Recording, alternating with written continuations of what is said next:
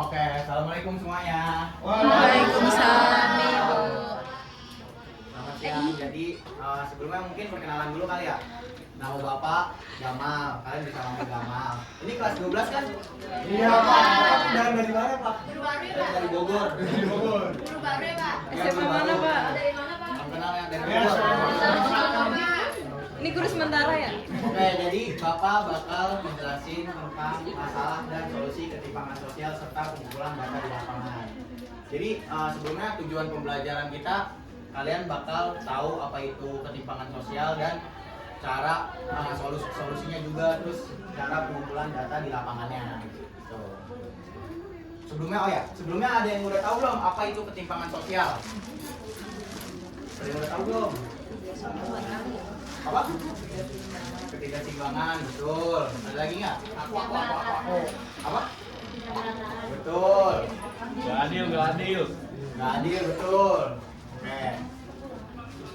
Oke, jadi di sini betul ya, tadi yang anak-anak udah bilang, jadi ketimpangan sosial menurut Emil Durkheim adalah sesuatu yang wajar dan tidak dapat dihindari. Jadi wajar ini kalian pasti bakal melihat gitu atau merasakan ketimpangan sosial itu sendiri, dan nggak dapat hindari itu pasti kalian bakal dapat namanya ketimpangan sosial. Tapi bedanya gimana cara orang-orang tuh buat ngadepin ketimpangan sosial itu. Terus berfungsi untuk menciptakan sistem meritokrasi di mana kedudukan seseorang ditentukan oleh kualitas, keahlian, serta kontribusinya pada sistem pembagian kerja di masyarakat. Jadi tuh contohnya tuh kayak misalnya Surya nih, Surya mau nongkrong di coffee shop, tapi Surya dari kalangan bawah, terus Pari dari kalangan atas. Nah itu kan berbeda ya, kayak si Pari dari kalangan atas, terus si Surya dari kalangan bawah. Karena si Surya ini nggak punya duit, Sakit ya, Pak? nggak ada duit, terus si Pari nggak ada duit, jadi si Surya lebih milih nggak ikut nongkrong gitu, karena perbedaan kelas itu gitu. Oke, jadi di sini ada contoh gambar ketimpangan sosial di kota dan desa. Nah, anak-anak bisa ngeliat tuh kayak di bawah-bawah situ tuh, itu kan ada desa yang kumuh ya, padat penduduk tuh, kayak apa namanya, dindingnya bolong, terus sampah di mana-mana. Nah, dibanding kebalik sama yang di kota isi gedung segala macem, terus interior di dalamnya pasti kan kokoh gitu, nggak tahan lama lah. Sedangkan dibanding di desa itu interior dalamnya pasti mudah rapuh, terus dari itu kan bolong-bolong, terus sama akses jalannya pasti beda gitu. Sedang di daerah masyarakat yang tinggal di daerah-daerah desa biasanya kan akses jalannya sempit ya, kayak di gang-gang, susah mobil buat masuk aja susah, apalagi motor kan. Motor lebih susah daripada mobil balik. Nah, sedangkan di kota akses buat motor dan mobil tuh gampang gitu. Oke, selanjutnya ada apa aja sih isu ketimpangan sosial yang terjadi di lapangan? Yang pertama, sini ada 4 isu yang Bapak lihat. Yang pertama ada di bidang ekonomi gitu, yang udah Bapak jelasin tadi, yang contoh tadi. Kayak dari segi pendapatan keluarga, dari yang ada yang pendapatan keluarganya itu banyak dan ada yang pendapatan keluarganya itu kurang gitu. Terus dari segi dari bidang pendidikan, di sini Bapak mau nanya nih, ada yang tahu nggak isu ketimpangan sosial di bidang pendidikan? Yo, angkat tangan yang bisa jawab. Atap bocor. Fasilitas. Sekolahnya bocor atau apa? Iya, bocor. Fasilitasnya. Terus apa lagi? Wifi. Gak ada air. Gak ada air, boleh, gak ada air, ya. Akses internetnya susah, Mbak. Akses internetnya susah, betul. Nah itu ketimpangan sosial yang ada di pendidikan. Karena kan kalian juga ngerasain ya, wifi-nya katanya wifi-nya macet. Ya, Betul. Itu benar. Benar. Semangat ya kalian. Terus di sini juga ada di bidang ketimpangan sosial di bidang kesehatan gitu.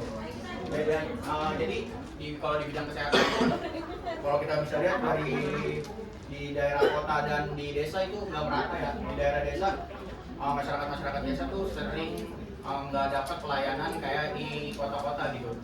Banyak kayak pasokan obat yang harusnya didapatkan di kota tapi di desa tuh nggak dapet. Terus kayak terkadang tuh nggak ada dokter spesialis di kota itu gitu. Terus yang terakhir ada pembangunan infrastruktur. Tapi seperti yang kayak di slide sebelumnya ya, ini kan bisa kelihatan jelas ya infrastruktur di kota dan di desa tuh gimana gitu. Dari bagian gedung di kota, terus rumah-rumah yang ada di desa, terus akses jalannya juga. Nah, di sini apa sih? Kalian tahu nggak nih? Kan kalian tadi ngerasain ya ketimpangan sosial di pendidikan ya. Kalian punya solusi nggak nih buat ketimpangan sosial yang ada di pendidikan gitu? Boleh. Siapa perkenalan dulu? Raisya Pak namanya. Oh, Raisa. Oke. Ya.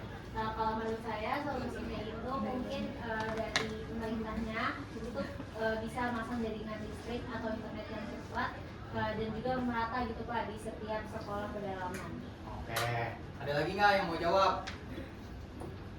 Saya Pak. Boleh. Pemerintah tentunya betul tadi kata Raisa ya. Sebetulnya saya ingin menambahkan saja sedikit bahwasanya adanya sebuah kebijakan yang mana lebih menguntungkan bagi para siswa-siswa di sekolah, di mana pemerintah harusnya mendirikan sekolah-sekolah yang berkualitas seperti fasilitas yang memukau dan jaringan-jaringan pendukung atau internet yang mendukung kegiatan belajar, lalu akses menuju sekolah sih itu Pak. Bagus sekali jawabannya. Tepuk tangan dulu dong buat Surya dan Raisa. Oke, itu ada solusi dari teman-teman kalian ya buat di bidang pendidikan. Semoga tercapai lah solusi-solusi yang teman-teman berikan gitu.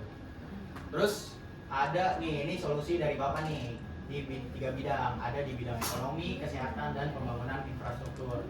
Yang pertama ada di bidang ekonomi. Bapak ngasih 2 solusi. Yang pertama ada penerapan pajak progresif.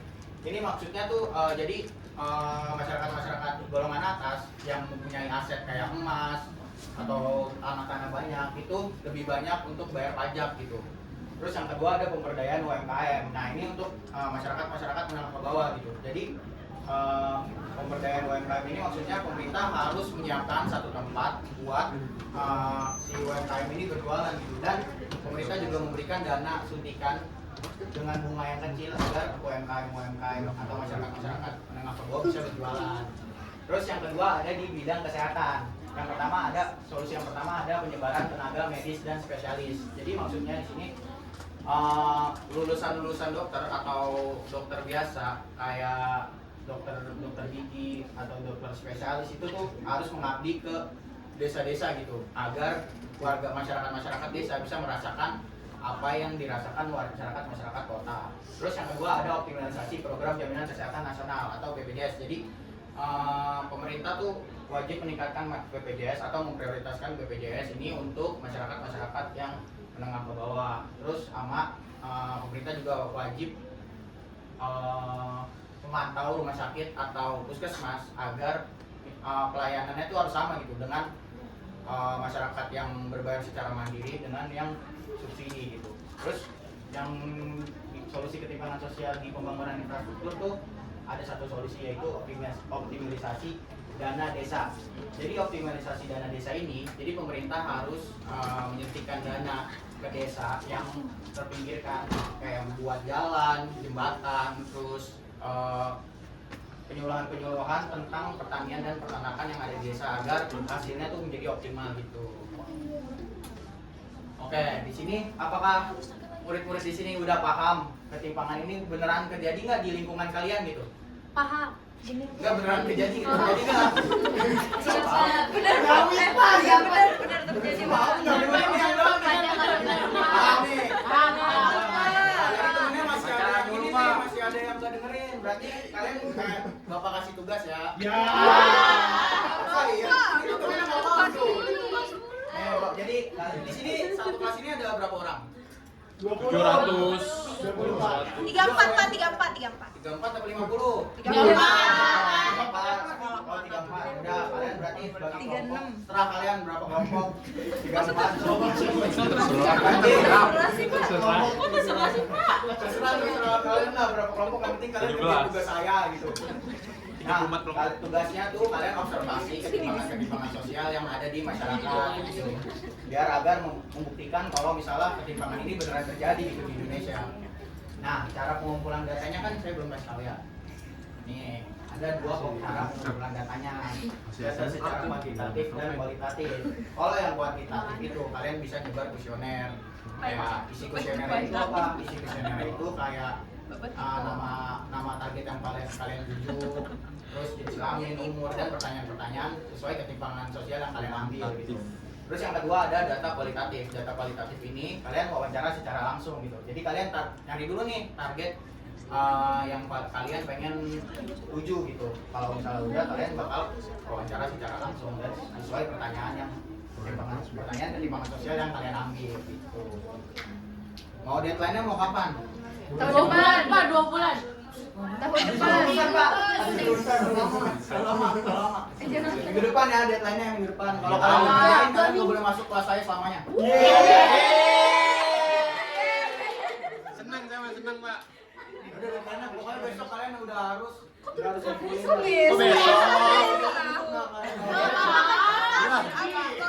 Besok minggu, besok minggu. Lagi ngerjain UAS kuliah. Besok minggu Rabu sekarang. Tuh kata. Ini kenapa nih? Ya, itu tuh Pak gara-gara itu. Udah habis. Gara-gara deadline besok. Oke, karena pembelajaran hari ini sudah selesai. Semoga pembelajaran hari ini bisa bermanfaat buat kalian ya teman-teman. Bisa teman-teman anak-anak bisa buat kayak dapat refleksikan lah, kalian dapat pengetahuan baru gitu. Ada kata-kata dari si cewek-cewek ini. Beda itu bukan masalah, keberagaman adalah kekuatan.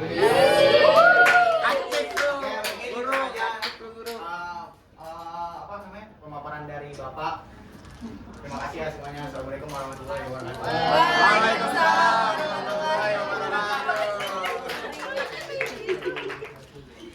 Lah kok 11 menit doang, Cok?